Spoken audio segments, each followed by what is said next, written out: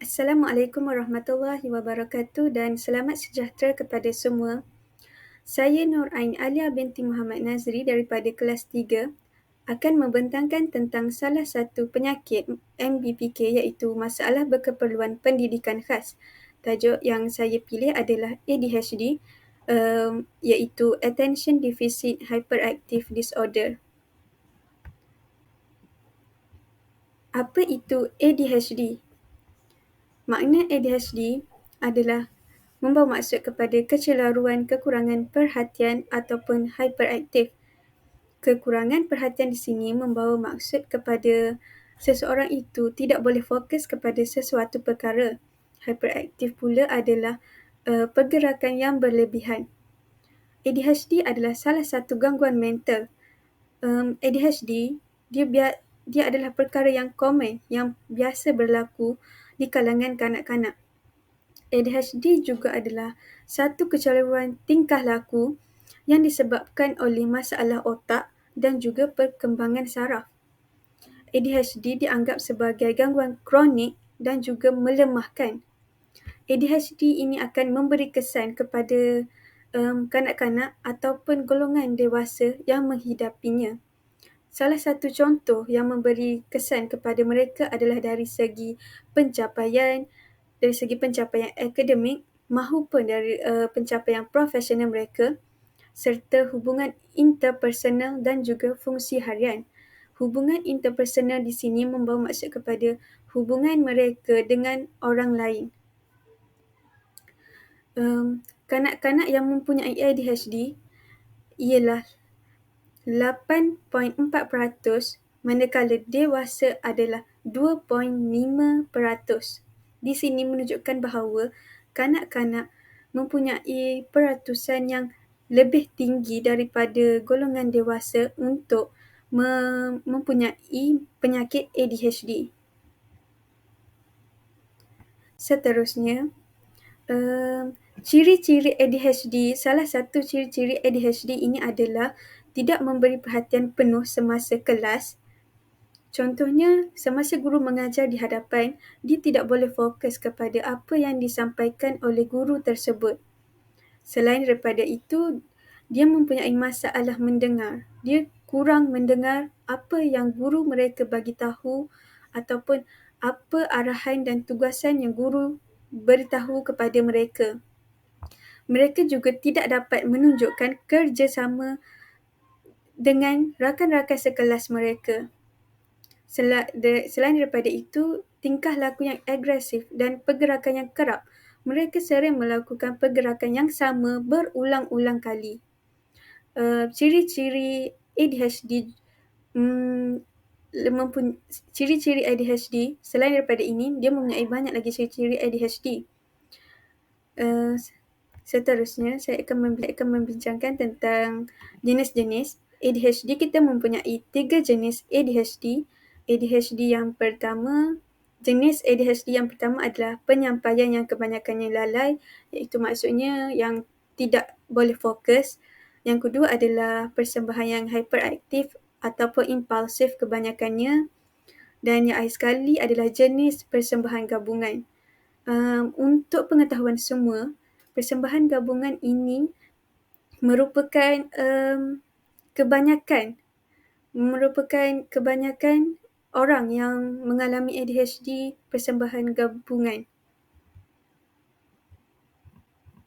Dan saya akan membincangkan tentang kita punya highlight pada hari ini, iaitu punca-punca ADHD ini berlaku.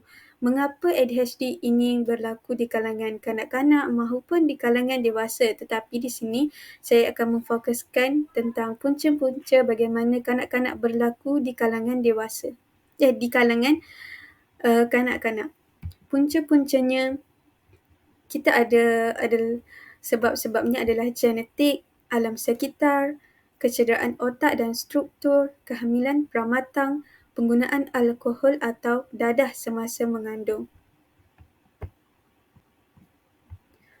Untuk genetik,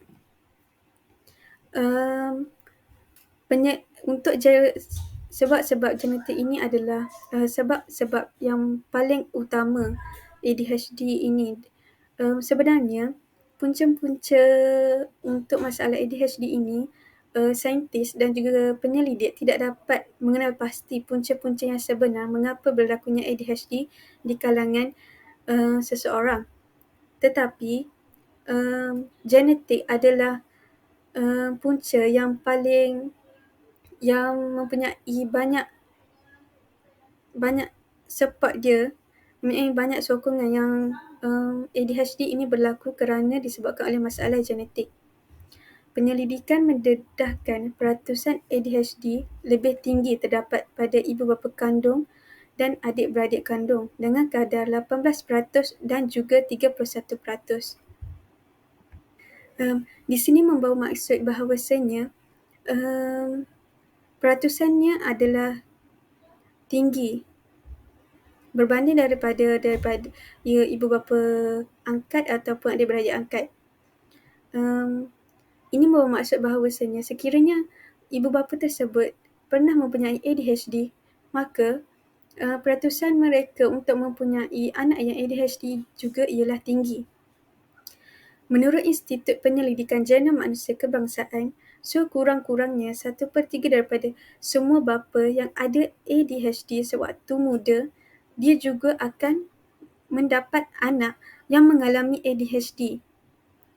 Selain daripada itu, kembar yang sama juga kemungkinan besar akan didiagnosis untuk mempunyai ADHD.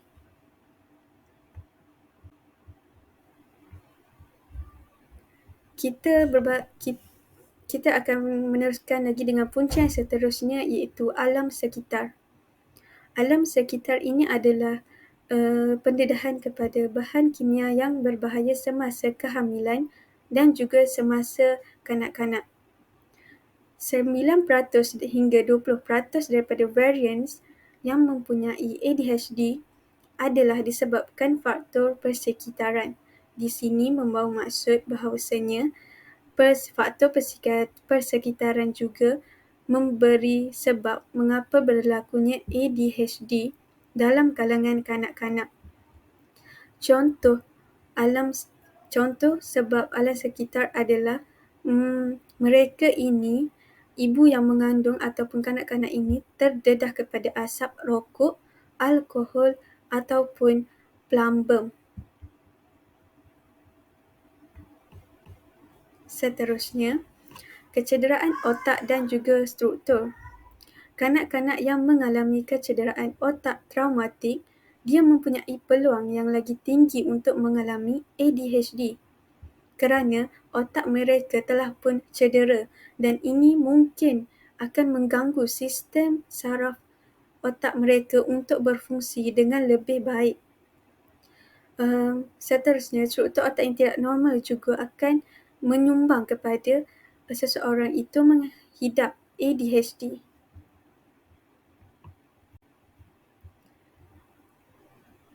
Di samping itu, punca-punca ADHD berlaku adalah disebabkan oleh kehamilan pramatang ataupun bayi yang dilahirkan tidak cukup bulan.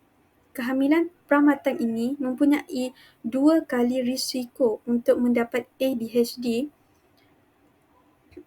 sekiranya bayi tersebut dilahirkan tidak cukup bulan. Selain daripada itu, berat yang ringan juga ataupun berat yang sedikit juga akan mempunyai risiko yang sama untuk menghidap ADHD.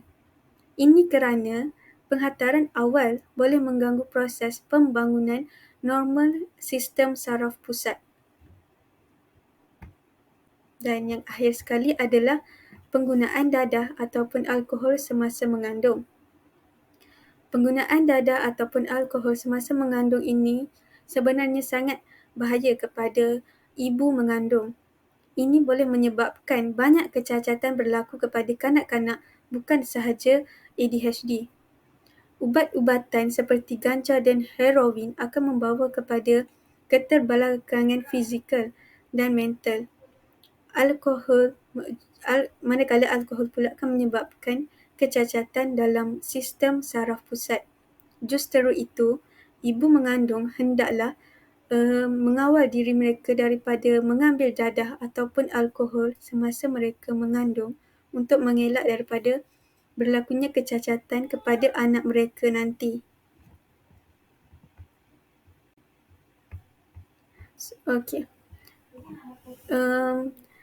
Kita ada rawatan untuk mengurangkan ADHD. ADHD ini tidak akan hilang daripada diri seseorang tersebut, tetapi kita boleh merawatnya untuk mengurangkan gejala mereka. Antara rawatannya adalah dengan ubat, dengan memakan beberapa jenis ubat untuk mengurangkan gejala yang mereka hadapi, dengan pendidikan supaya mereka dapat tahu bagaimana untuk mengawal diri mereka, dan dengan terapi. Terapi ini adalah rawatan yang paling penting untuk mereka supaya mereka dapat belajar sesuatu macam mana untuk mengawal diri mereka yang mempunyai ADHD. Terapi ini adalah termasuk psikoedukasi, terapi tingkah laku, dan yang akhir sekali adalah campur tangan awal. Ini penting untuk ibu bapa untuk campur tangan lebih awal sekiranya mereka melihat anak-anak mereka ini mempunyai tanda-tanda untuk menghidap ADHD. Maka mereka hendaklah membawa anak mereka ini untuk didiagnosis oleh doktor ataupun oleh pakar perubatan supaya rawatan yang lebih awal dapat dilakukan kepada anak-anak yang menghidap ADHD ini.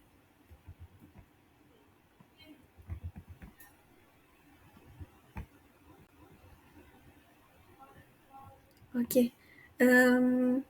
Ada apa-apa soalan yang ingin ditanyakan? Boleh ditanyakan. Ya, ada apa-apa soalan? Uh, Baik, saya ada satu soalan untuk ditanyakan.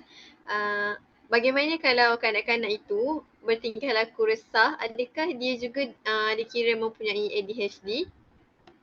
Terima kasih. Okey, terima kasih atas pertanyaan tersebut. Okey, kita bermula daripada asas bahawa kanak-kanak ini memang agak resah dan sentiasa aktif. Dan maksud ADHD juga adalah gangguan dan juga tingkah laku, dan dia berbeza daripada yang disebutkan di atas. Jadi ADHD ini dia hendaklah didiagnosis oleh pakar perubatan dan juga oleh pihak yang profesional. Jadi untuk pertanyaan tersebut, adakah kanak-kanak sekiranya kanak-kanak itu resah, adakah dia mempunyai ADHD? Jadi jawapannya adalah tidak.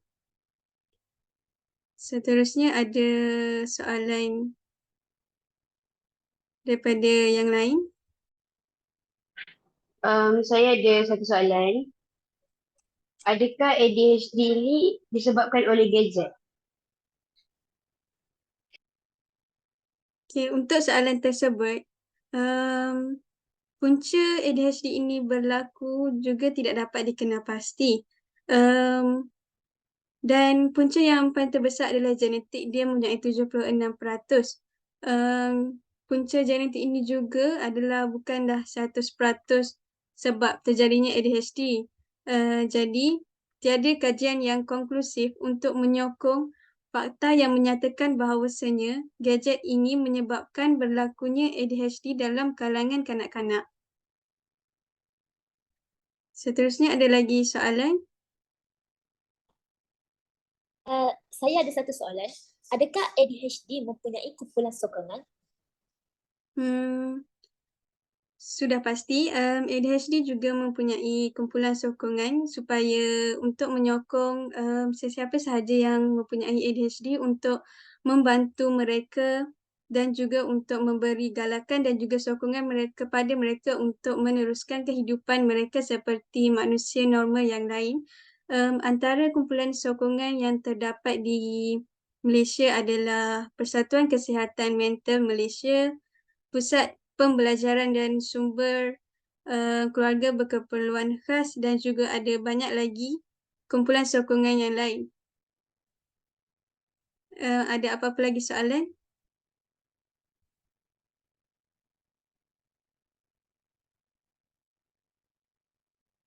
Tak ada. Okey.